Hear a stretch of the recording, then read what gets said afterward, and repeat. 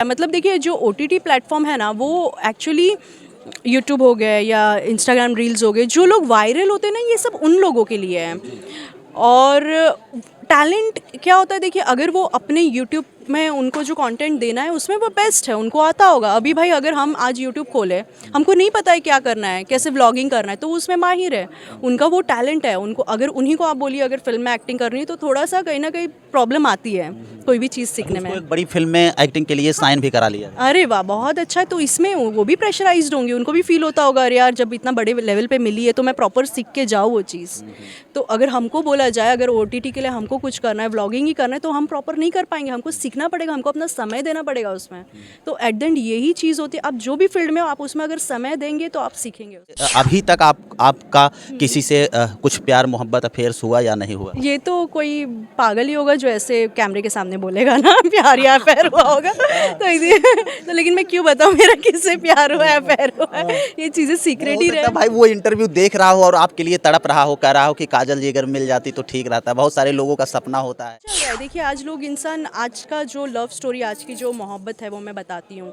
लोग मिलते हैं, डेट करते हैं और फिर कल किसी और के साथ दिखते हैं, परसों किसी और के साथ। आज वो चीज़ नहीं रही है, वो दौर नहीं रहा है कि लोगों ने चाहा कि मैंने इसे ही पसंद किया और मरते दम तक इसी के साथ रहूँगी, वो ख़त्म हो गई है। पहली फिल्म थी मोहब्बत और उसके जस्ट बाद आई थी ससुराल, और दोनों फिल्में मेरे को एक्टर थे चिंटू पांडे जी। तो बैक टू बैक उनके साथ 2 फिल्में, और एक तीसरी फिल्म हमने की थी याली बजरंगबली। तो back to back 2 film 3 film करने लगे, तो उनके नाम से ज़्यादा लोग उनके साथ जोड़ी मेरी अप्रिशिएट करने लगे। इनफैक्ट आज भी मेरे इंस्टाग्राम पे और या फेसबुक पेज हो गया, हर जगह पे लोग यही अप्रिशिएट करते हैं, उनके साथ मेरी जोड़ी ज़्यादा अच्छी लगती है। ये तो थी उस वक्त की बात, बट अब जब टेलीविज़न का दौर आया है तो लगभग देख रहे होंगे आप कि सारी हीरोइंस सारे एक्टर्स के साथ काम करती है। ऐसा नहीं कोई देखता कि ये उस लेवल का हो तो ही हम काम करें। यादव की तो शादी फिल्मों में कई बार हुई है, 50 फिल्म की होंगी, 50 बार शादी। क्या रियल में शादी हुई है या नहीं हुई है? बहुत सारे दर्शक ये जानना चाहते हैं जो इंटरव्यू देख रहे हैं। रियल में तो शादी नहीं हुई है मेरी, अभी तक नहीं हुई। कब तक प्लान कर रहे हैं शादी करने? ये ऐसा कोई प्लान नहीं है मेरा फिलहाल, तो बस यही प्लान है कि मैं काम करूँ, आप लोग मुझे आशीर्वाद दीजिए, मैं और बड़े लेवल पे काम करना चाहती हूँ। और बड़े लेवल पर जाना चाहते हैं जी। तो आप लोग आशीर्वाद दीजिए और बड़े लेवल पर काम। नमस्कार, आप देख रहे हैं PG न्यूज। मैं प्रवीण आप सभी का बहुत बहुत स्वागत करता हूं। मित्रों, अभी हम उत्तर प्रदेश के खलीलाबाद के बालू शासन गांव में हैं और हमारे साथ आज मिल गई हैं भोजपुरी एक्ट्रेस काजल यादव। मित्रों, काजल यादव की जो कहानी है वो बड़ी दिलचस्प है। आज जिस फिल्म में काम कर रही हैं, पत्नी का रोल अदा कर रही हैं, और आपको बता दें कि फिल्म का नाम है पति की शादी। जी मैम, मैं सही कह रहा हूँ या गलत कर रहा हूँ? बहुत बहुत स्वागत है आपका PG न्यूज में। जी, PG न्यूज़ देखने वाले सारे दर्शकों को मेरा प्रणाम। जी कहिए। ये बड़ी जो स्टोरी है बड़ी दिलचस्प है। लोग ऐसा कह रहे हैं कि पति की शादी जो है वो भोजपुरी इंडस्ट्री में पहली बार आ रही है, कि एक पत्नी जो है अपने पति की शादी बड़ी ऐसे हंसते हंसते करा देती है। क्या कुछ कहानी है और आप ऐसे क्यों करवा दे रही हैं? जो समाज देखेगा, जो तमाम पत्नियां देखेंगे, वो लोग मुझे गाली देंगे। अरे नहीं, और पति लोग खुश हो जाएंगे कि ऐसी पत्नी मुझे दे भगवान। नहीं होंगे, मतलब कोई कोई खुश होंगे, जो दो रहेगा। एक हम जहाँ तक समझते हैं पतिव्रता और पत्नीव्रता दोनों होते हैं। पुरुष जो होता है वो पत्नीव्रता होता है और पत्नी जो होती है वो पतिव्रता होती है। तो आप कह रहे हैं कि पुरुष खुश हो जाएंगे, जो पत्नीव्रता रहेगा वो कैसे खुश होगा, ये आप सेटिस्फाई करिए। वो लोग खुश थोड़ी होंगे। जैसे देखिए, हर पति हर आदमी तो सेम नहीं होता है ना। हर एक लोग अलग अलग होते हैं, हर एक का कैरेक्टर अलग होता है, हर एक का नेचर अलग होता है। तो हर कोई पत्नीव्रता और पतिव्रता कैसे हो सकता है ना? आप लोग बताइए कमेंट करके। क्या आपको लगता है इस कलयुग में ऐसा होता है? होता होगा, ये नहीं कह रही हूँ मैं, होता है, बट अब कम हो गई है वो चीज़ें। जो पहले की चीज़ें थी वो बहुत अलग थी, और अभी की जो चीज़ें वो काफ़ी डिफरेंट है। तो यहाँ पे आपको हर तरह के लोग मिलेंगे। अभी क्या ज़्यादा चल रहा है वो भी बता दीजिए। अभी तो यही चल रहा है। देखिए आज लोग इंसान, आज का जो लव स्टोरी, आज की जो मोहब्बत है वो मैं बताती हूँ। लोग मिलते हैं, डेट करते हैं और फिर कल किसी और के साथ दिखते हैं, परसों किसी और के साथ। आज वो चीज़ नहीं रही है, वो दौर नहीं रहा है कि लोगों ने चाहा कि मैंने इसे ही पसंद किया और मरते दम तक इसी के साथ रहूँगी, वो ख़त्म हो गई है। वो खत्म हो गई। आजकल लोगों की शादी होती है, बेचारे माँ बाप का इतना धूमधाम से शादी करवाते हैं, लोन लेके करवाते हैं, लोन चुकता नहीं है लेकिन शादी टूट जाती है लोगों की। बताइए, इससे बड़ा एग्जाम्पल क्या होगा? काजल यादव से आज कुछ कड़वे सवाल होंगे भोजपुरी इंडस्ट्री को लेकर। भोजपुरी इंडस्ट्री की अगर हम बात करें तो लगातार विवादों में रहती है, और अगर ऐसे में अगर हम बात करें जो पति की शादी जो फिल्म शूट हो रही है, इस फिल्म में दो एक्ट्रेस, बड़ी एक्ट्रेस नज़र आने वाली हैं। एक तो हमारे सामने काजल यादव जी, दूसरी अगर हम बात करें तो अंजना सिंह जी। तो कहीं न कहीं ये स्टोरी हमें, जब हम लोग रास्ते में आ रहे थे, जब हम लोगों ने ये पता किया कि फिल्म का क्या नाम है, तो लोगों ने कहा कि पति की शादी। तो ये तो कहीं न कहीं स्टोरी कुछ अंजना जी के ऊपर भी मैच कर रही है। हाँ, ऑफ कोर्स। अब यही तो चीज़ें आपको देखनी है कि आखिर कौन पत्नी होती है और कौन किसकी शादी करवाती है। हो सकता है अंजना जी मुझसे शादी करवा रही हो सकता है मैं शादी करवा रही हूँ, कुछ भी हो सकता है ना। तो इसके लिए आपको फिल्म देखना ज़रूरी है। अब कौन पत्नी है, कौन बाहर वाली है, कौन घर वाली है जी हाँ, वो देखना आपको फिल्म देखनी पड़ेगी। अगर मैं अभी रिवील कर दूँ ना, कर भी दूँ तो आपको मज़ा नहीं आएगा, क्योंकि डायरेक्टर का जो विजन होता है, जो प्रेजेंटेशन होता है, वो अलग होता है। तो आपको फिल्म देखनी पड़ेगी। काजल यादव भोजपुरी इंडस्ट्री में पहला कदम कब रखी थी, कैसे शुरुआत हुई थी, कैसे एंट्री हुई थी? मेरी शुरुआत तो काफ़ी साल पहले हो चुकी थी। एक फ़िल्म है जिसका नाम है सपूत, खेसारी लाल जी के साथ, और उस वक्त खेसारी लाल यादव जी की वो तीसरी चौथी फिल्म थी, और मेरी पहली फिल्म थी उनके साथ। सोचिए, खेसारी लाल जी की तीसरी फिल्म थी वो। और उस खेसारी यादव की तीसरी फिल्म थी और आपकी पहली फिल्म? हाँ, मेरी पहली फिल्म थी। तो इतनी बड़ी फिल्म में कैसे एंट्री मिल गई आपको, कैसे, मतलब आपका नेम फेम कैसे था यहाँ पर? लोग कहते हैं नहीं, मैं बताती हूँ। मेरी मम्मी है माया यादव जी, मैं उनकी बेटी हूँ, और जो वो काफ़ी फेमस है, और मदर का रोल और ज़्यादातर बहुत अच्छे रोल्स, बड़ी एक्ट्रेस है वो। हम इंटरव्यू किए हैं। जी। तो वो, उनको एक डायरेक्टर का फ़ोन आया कि माया जी आपकी बेटी है, मैंने सुना है साउथ में और हिंदी में काम कर रही, तो क्या वो भोजपुरी करना चाहेंगी?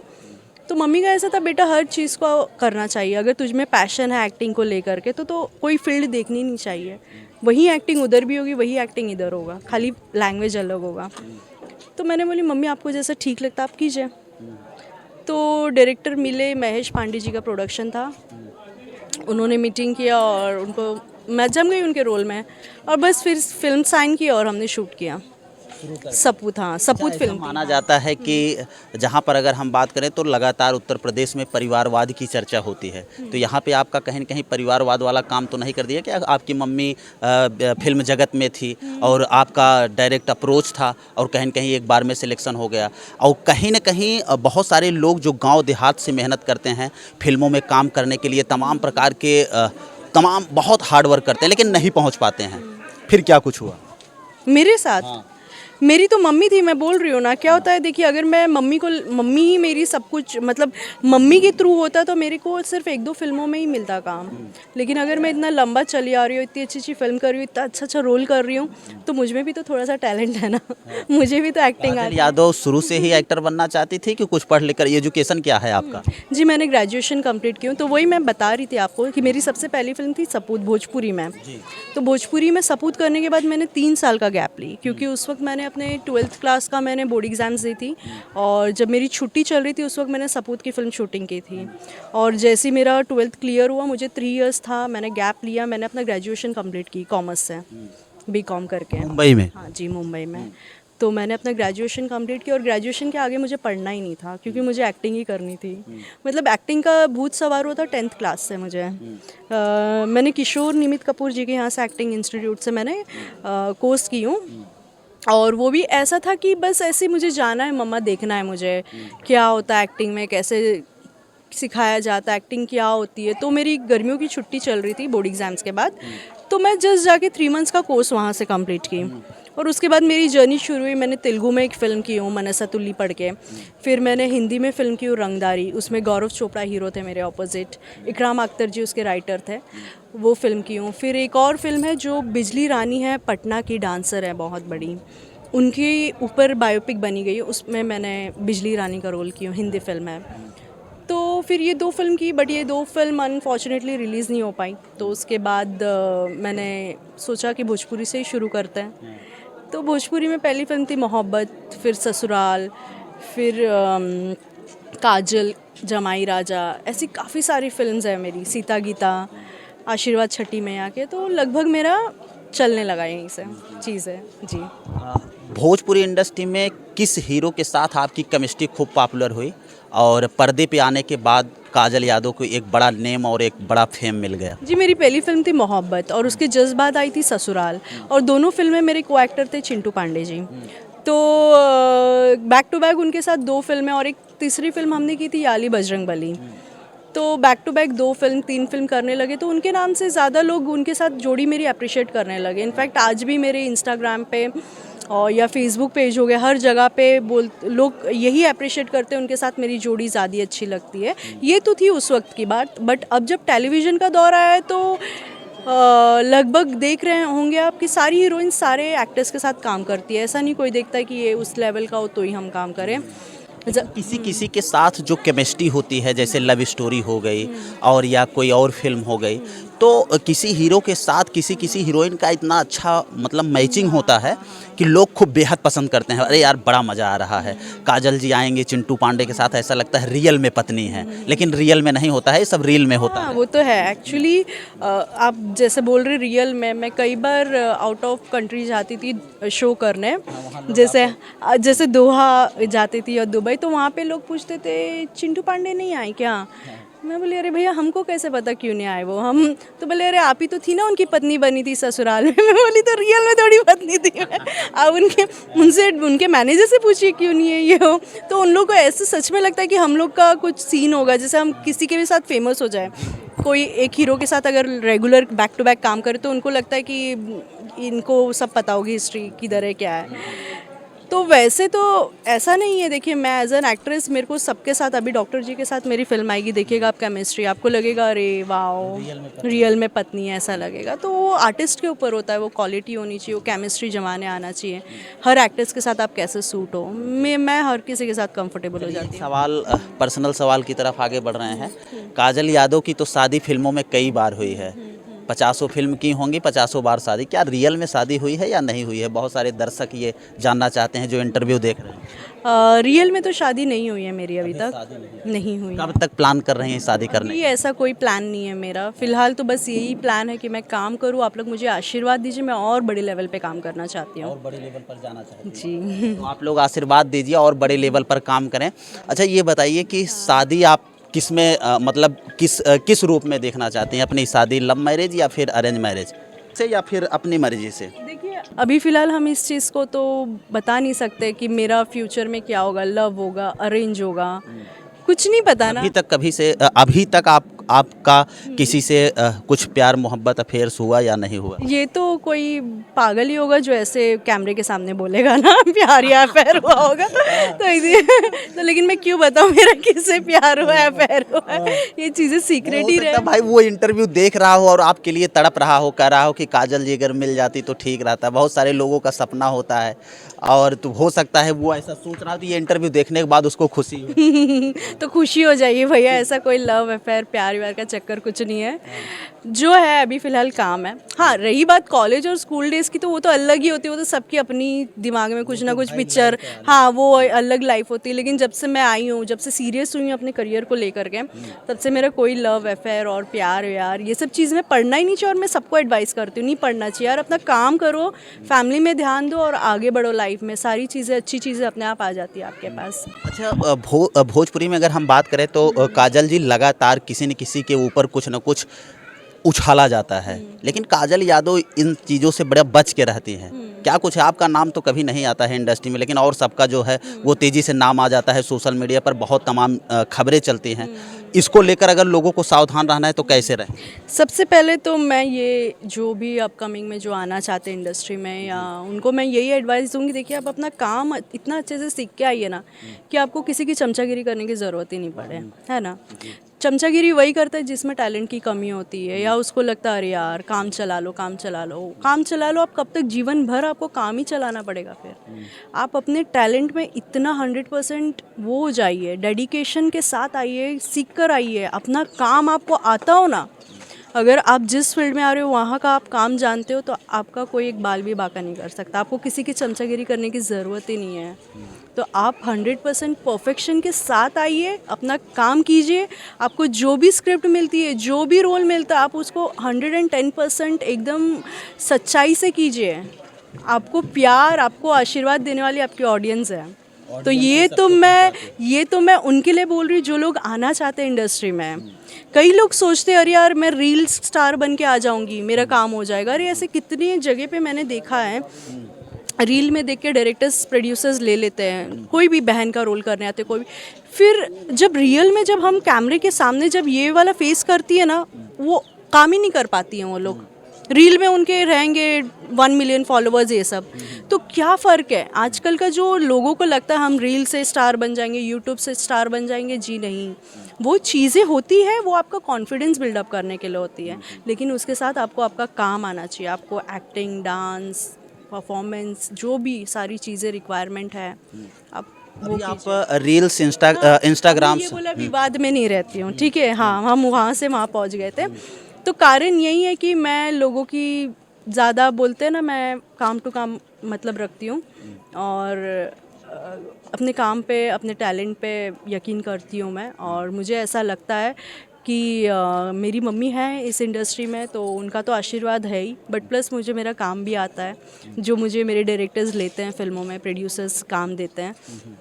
और ज़्यादातर मैं अपना वर्क टू वर्क मतलब रखती हूँ, ज़्यादा किसी के पर्सनल लाइफ में मैं इंटरफेयर करती नहीं हूँ।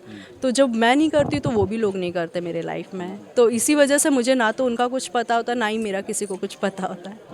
तो इसलिए कुछ भी कमेंट्री किसी पे बोलना, किसी पे कुछ भी विवाद डालना, किसी के मुद्दे में पड़ जाना, वो मेरा लाइफ स्टाइल है ही नहीं, और वो मेरे नेचर में भी नहीं है कि मैं क्यों किसी के मुद्दे में बोलूँ जब मैं जानती नहीं हूँ उस व्यक्ति को। जो जानता होगा वो पड़ता होगा उस विवाद में।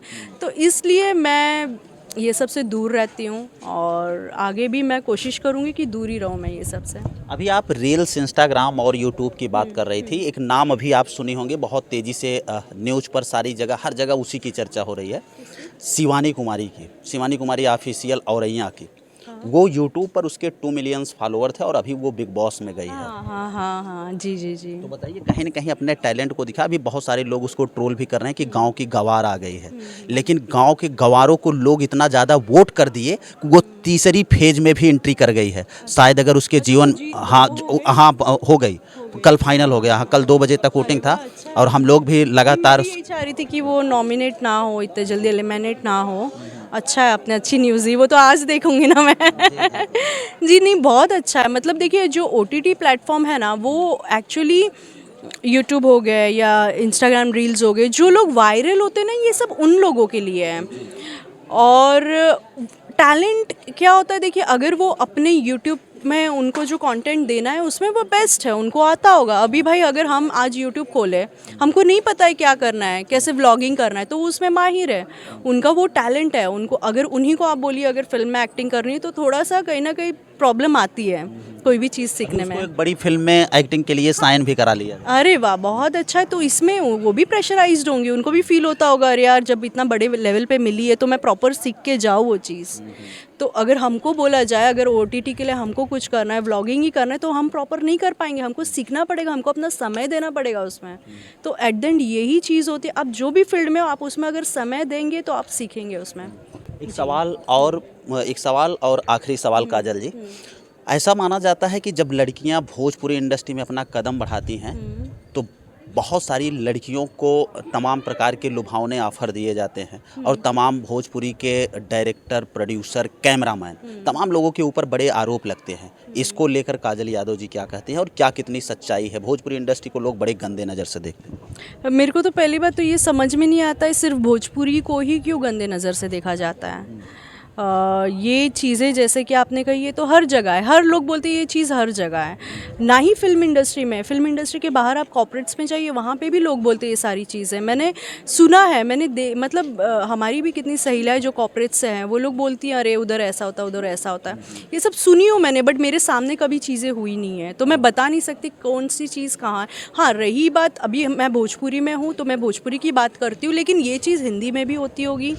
ऐसे कास्टिंग काउच वगैरह की चीज़ें हम भी इंटरव्यूज़ देखते हैं, लोगों का सुनते हैं, बड़ी बड़ी एक्ट्रेसेस जो आती हैं। मतलब बीच में एक चला था कि लोग डायरेक्ट आरोप लगाते थे, उस क्या था वो मुनीम कुछ चली थी एक, उसका नाम याद नहीं आ रहा है मुझे।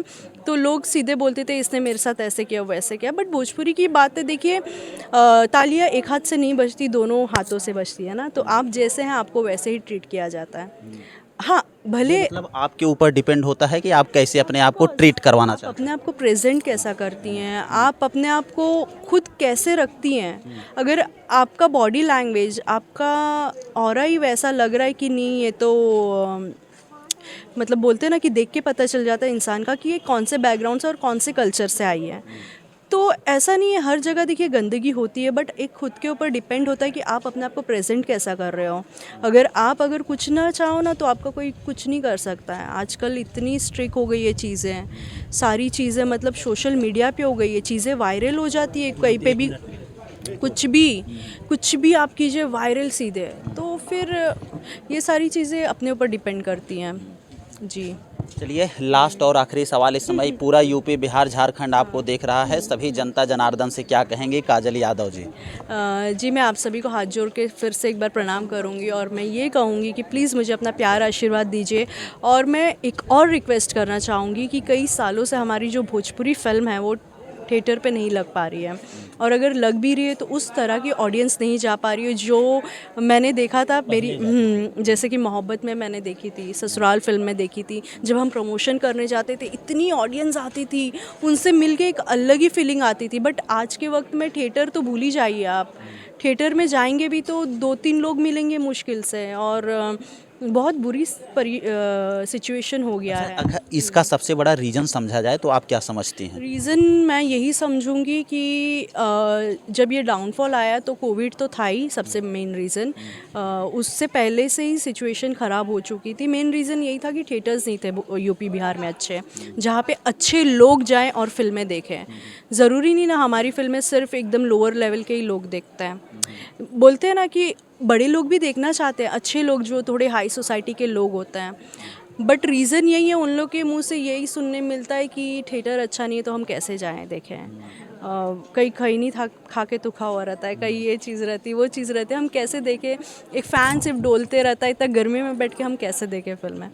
तो सबसे पहला तो यही चीज़ है, थिएटर्स अगर होंगे, अपग्रेड होंगे, फिल्में अच्छी बन रही है इंडस्ट्री में, ऐसा नहीं है। अभी आई थी खेसारी जी की रंग दे बसंती जो इतने बड़े लेवल पे रिलीज़ की है सर ने, और काफ़ी जिस लेवल पर लोगों ने उम्मीद किया था उस लेवल पर वो नहीं हो पाया। तो वही चीज़ है ना, अगर देखिए अगर ऑडियंस प्यार नहीं देगी, थिएटर तक नहीं जाएगी, तो फिर प्रोड्यूसर्स भी टूट जाएंगे, उनकी हिम्मत भी टूट जाएगी, तो वो कैसे बनाएंगे अच्छी फिल्में, आप बताइए। तो मैं यही बोलूँगी कि आप लोग प्लीज़ प्यार आशीर्वाद दीजिए और प्लीज़ थिएटर में जाके देखिए फिल्में, और थोड़ा सा थिएटर्स को भी अपग्रेड कीजिए अगर कुछ बड़े लेवल के लोग देख रहे हैं। और मुझे अपना प्यार आशीर्वाद दीजिए और मेरी फिल्मों को भी प्यार दीजिए। तो मित्रों आपको बता दें कि ये हमारे साथ खास बातचीत कर रही थी काजल यादव, भोजपुरी की एक बड़ी एक्ट्रेस। और कहीं न कहीं मित्रों अभी हम लोग एक फिल्म सेट पर हैं जिस फिल्म का नाम है पति की शादी। तो ये अपने पति की शादी करवाती हैं मित्रों, और अभी रियल में इनकी शादी नहीं हुई है, वो भी सवाल हमने किया है बीच में। आप लोग इंटरव्यू देखिएगा, खूब आनंद आएगा। और अगर इनके लिए आप कुछ लिखना चाहते हैं, कुछ भेजना चाहते हैं तो भेज सकते हैं। सब आप लोगों को प्यार आशीर्वाद पाने के लिए पूरी तरह से काजल जी तैयार हैं। चलिए मित्रों मिलते हैं फिर से एक नेक्स्ट वीडियो में और एक नई खबर के साथ। तब तक के लिए हमें दीजिए इजाज़त। जय हिंद, जय भारत।